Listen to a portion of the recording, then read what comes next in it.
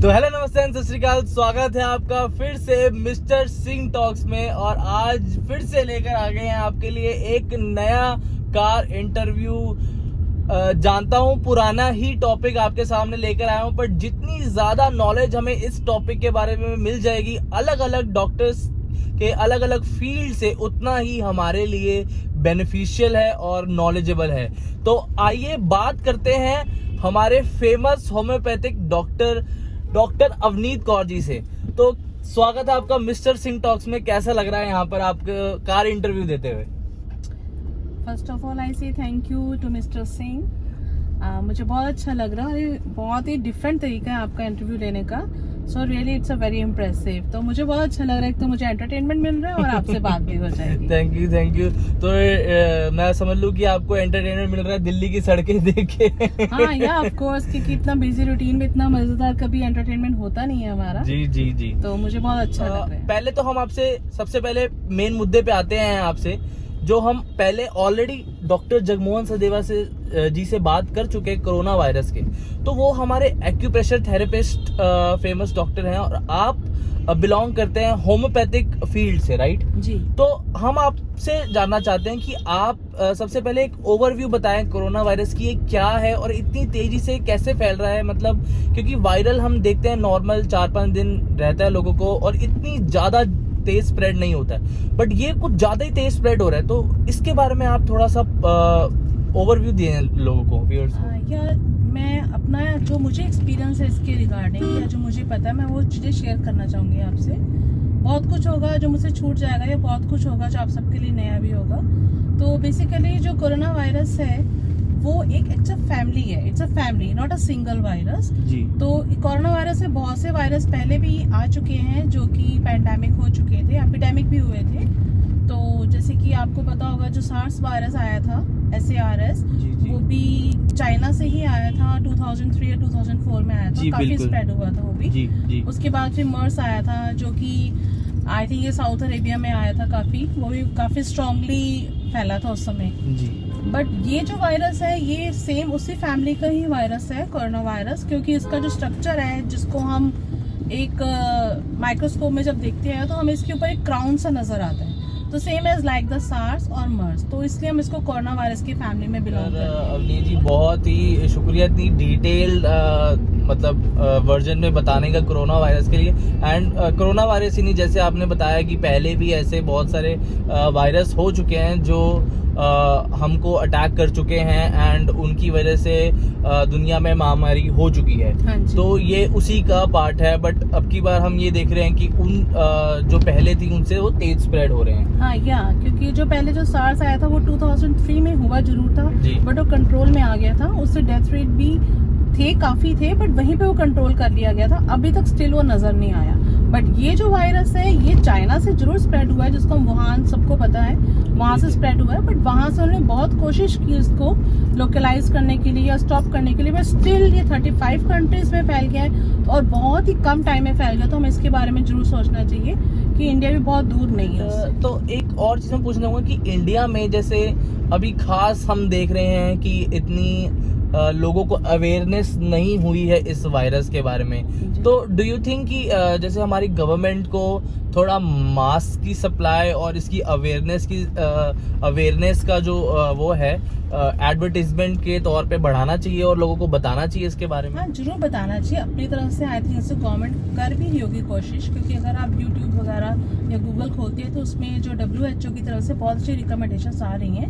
अगर लोग उनको पढ़ेंगे तो उनको काफी कुछ समझ आएगा। बट स्टिल ये है कि जो आपने मास्क की बात की है, mask is not a mandatory for all persons, क्योंकि ठीक है मास्क इज अ प्रोटेक्टिव, अच्छा। बट हम इसको ये नहीं ले सकते कि अब देखो आप भी मास्क के बिना बैठे हो, मैं भी बैठी हूँ, तो ये जरूरी तो नहीं है कि हम मास्क में बात करें। हाँ, अगर if the person is weak और suffering from cold and cough, then as a preventive they have to wear the mask to protect the others. उसके लिए मास्क जरूरी है। तो ये जरूरी नहीं कि सारे मास्क को लेके उसको पहन ले, और उसको बिल्कुल, हमें भी पता है मास्क जो इस चीज है जो हम उसको रिसोर्स हमें करना चाहिए, इसको वेस्ट नहीं करना चाहिए।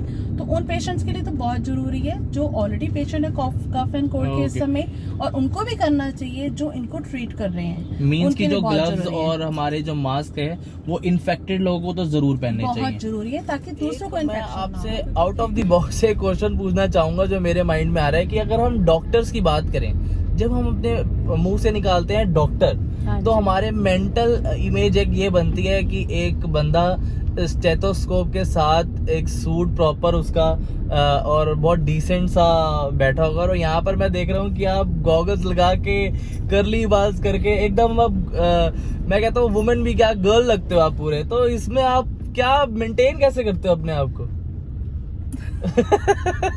देखिए व्यूअर्स ये भी जानना चाहेंगे कि मतलब हमारे डॉक्टर इतने सुंदर कैसे है, ब्यूटीफुल डॉक्टर है ये तो हमारे, बड़ा मजा आता होगा आपसे इलाज करवा के लोगों को। तो ये आपकी अंदर की ही भावना है जो आप बाहर निकाल रहे हो। एक्चुअल में क्या होता है कि जिसका नेचर अच्छा होता है जैसे कि आपका, तो उनको सारी दुनिया ही अच्छी लगती है, बाकी ऐसा डॉक्टर्स में कुछ नहीं होता। बाकी जो आप मेरे बालों की बात करें, this a God gift. Okay, तो बहुत ही अच्छी बात है। और तो जो आप गॉगल्स की बात कर रहे हैं मैं बता देती हूँ। नहीं, आप बहुत अच्छे लग रहे हैं गॉगल्स में, बहुत बढ़िया लग रहे हैं। नहीं, आई एम ओके, अब वैसे भी अब सनलाइट नहीं पड़ रही है। ओके, तो एक चीज पूछना चाहूंगा कि डे टू डे लाइफ में हम लोग जैसे जो नॉर्मल पर्सन है जो इन्फेक्टेड नहीं है, वो अपनी डे टू डे लाइफ में क्या एक 2 या 3 चीजें फॉलो कर सकता है जिससे वो इस चीज से बच जाए? या of course, actually first of all जो आता है, हर चीज से बचना हो, चाहे वायरल है चाहे बैक्टीरियल है, हमें अपने हाइजीन को मेंटेन करना चाहिए, सबसे बड़ी बात है। जी। और जब हमें पता चल ही रहा है कि ये जो वायरस है इतनी स्पीड से फैल रहा है, तो हमें इसको इग्नोर नहीं करना चाहिए। इस चीज को हमें इनफैक्ट खुद भी अवेयर रहना चाहिए, और जो नहीं है उनको भी अवेयर करना चाहिए, चाहे वो डॉक्टर है चाहे वो आपके जैसे कॉमन पीपल है, क्योंकि हम सबका फर्ज है कि जो बीमारी से चाइना इतनी वेल डेवलप्ड होके भी नहीं लड़ पा रही है, कोशिश पूरी कर रही, बट स्टिल वहां से भी वो स्प्रेड हो गया आगे, और करते करते 35 कंट्रीज में स्प्रेड हो गया।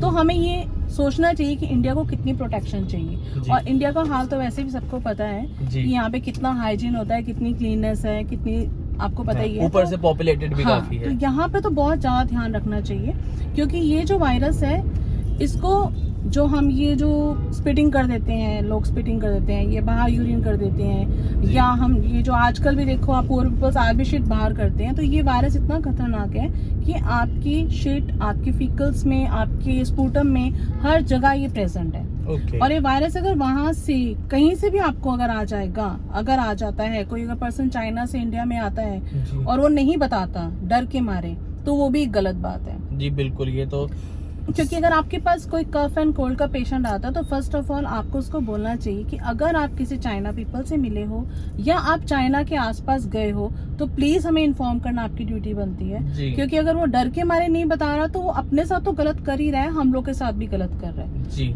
तो ये बात का ध्यान रखना चाहिए। और बाकी जो टचिंग्स हैं और अपना हाइजीन है, जैसे कि जो कफ है, स्नीज है, वो टिश्यू में होना चाहिए, और टिश्यू को भी डस्टबिन में ही थ्रो करना है जिसका लिड ऊपर से क्लोज हो, उसको भी डिस्कार्ड करना है। और आपको आसपास के प्लेसेस को नीट एंड क्लीन रखना है, और अपने हाथ को बार बार आपने हैंड वॉश करना है।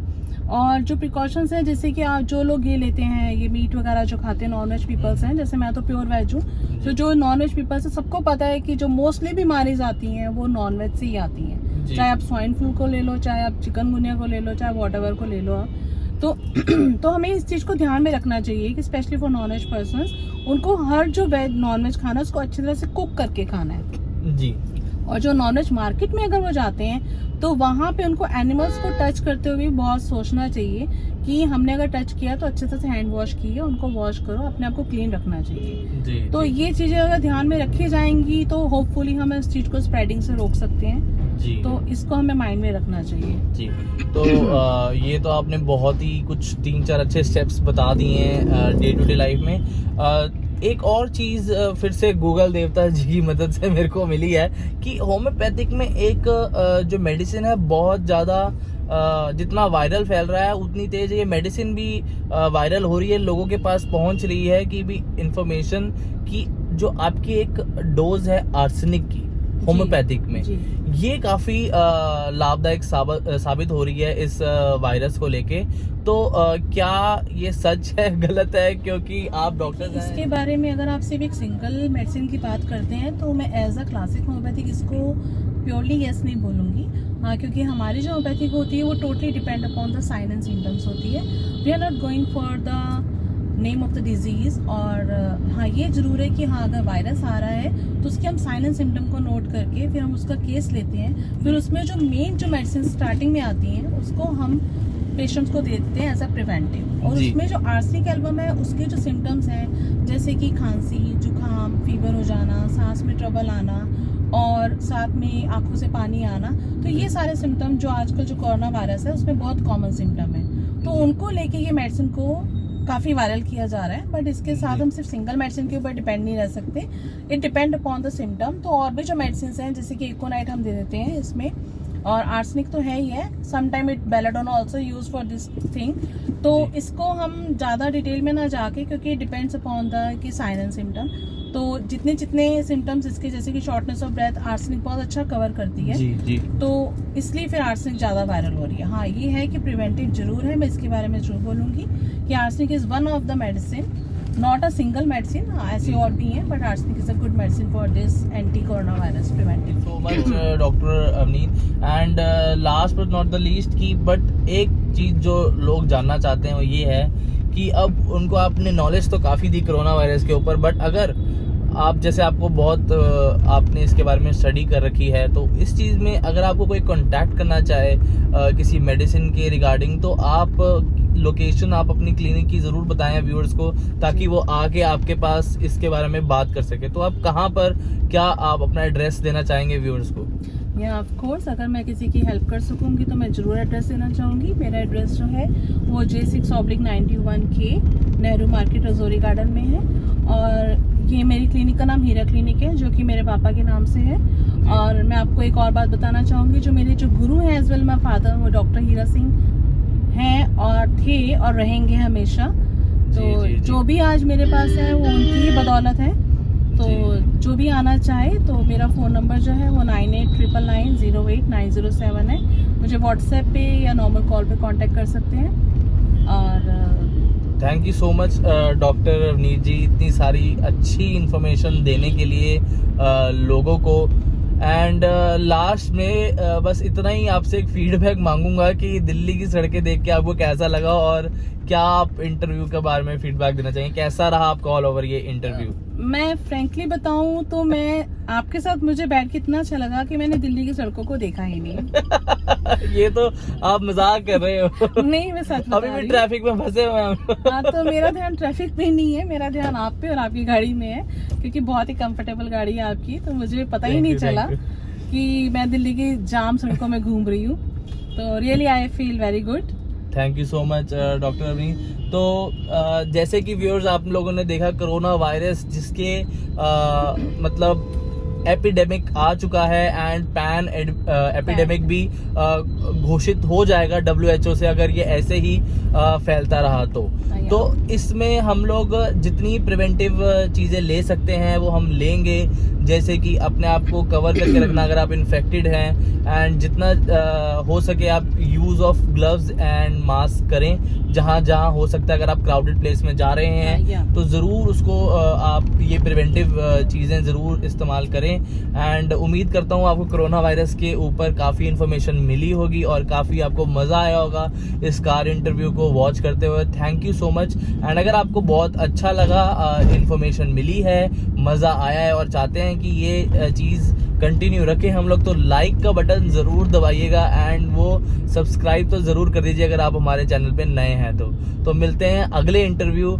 अगले सीरीज में। तब तक के लिए नो, सत श्री अकाल।